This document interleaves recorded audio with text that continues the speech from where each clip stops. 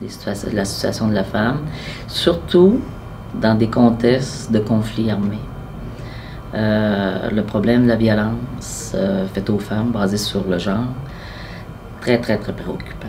Donc, nous, on a décidé, par exemple, de travailler sur la question de l'appui psychosocial des femmes, mais plus que ça, c'est les aider, les accompagner à leur autonomisation, pour qu'elles prennent leur place dans la société, et puis qu'on reconnaisse ses droits, mais aussi son importance dans le développement des communautés locales.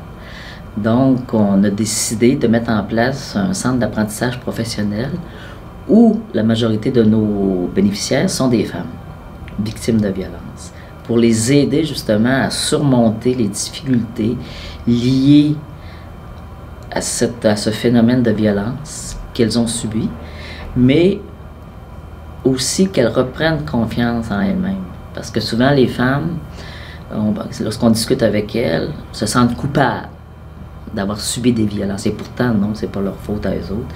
Donc, on va essayer ce projet-là du CAP, qu'on pourrait dire, le Centre d'apprentissage professionnel, veut permettre à ces jeunes femmes victimes de violences d'avoir confiance en elles, de retrouver leur dignité et aussi d'avoir les moyens de vivre.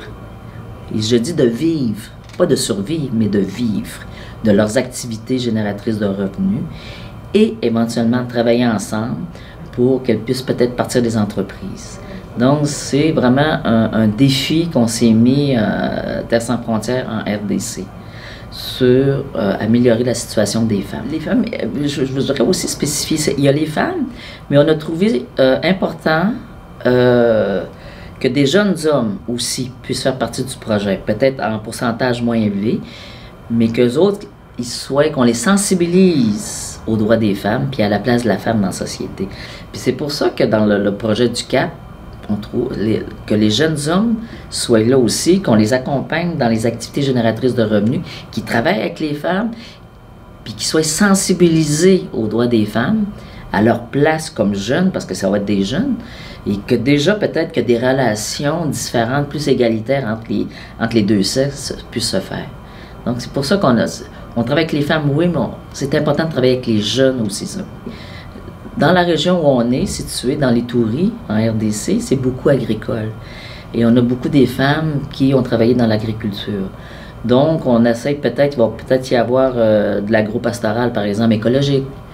Mais il peut y avoir aussi boulangerie. Ça va dépendre des besoins des femmes, mais aussi des besoins locaux.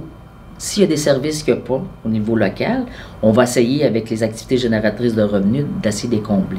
C'est un peu ça aussi l'idée du CAP, comme on pourrait dire.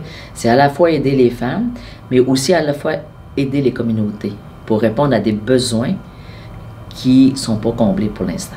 Nous, on veut vraiment travailler à faire en sorte qu'elles puissent avoir les mêmes droits puis qu'elles puissent vivre aussi de leurs activités, ne serait-ce que pour envoyer leurs enfants à l'école, par exemple. Mais le fait de passer à quelqu'un qui est passif, à quelqu'un qui est actif, pour avoir un peu plus de pouvoir sous sa propre vie, il y a de l'accompagnement à faire, il y a de la sensibilisation à faire auprès des communautés.